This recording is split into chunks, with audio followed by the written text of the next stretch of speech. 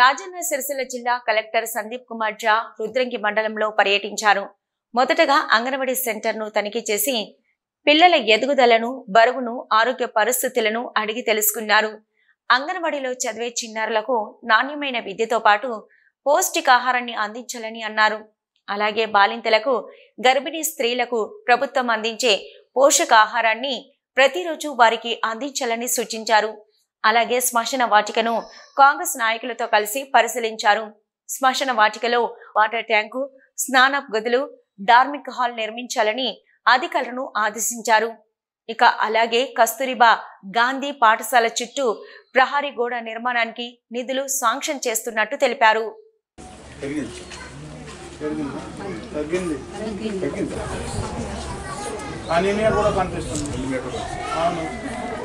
ఇక్కడ ఉన్నారు మీరు కూడా వీక్ ఉన్నారు.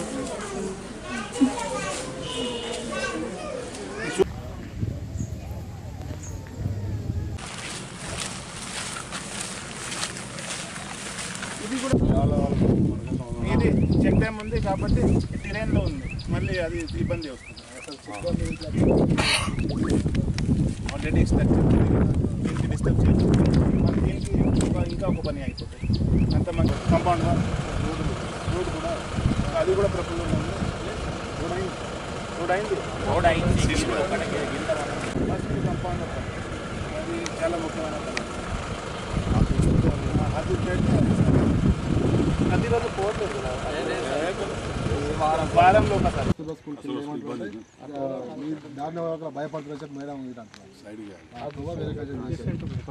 మీరు దీని మీద అది కూడా ఆల్రెడీ ఎమ్మెల్యే గారికి నేనే చెప్పిన, దీని మీద కంపౌండ్ వాళ్ళు పెడితే అది ప్రాబ్లం సాల్వ్ అవుతుంది.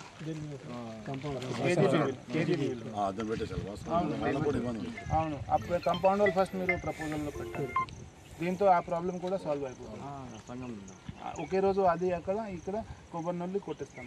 Okay sir, okay.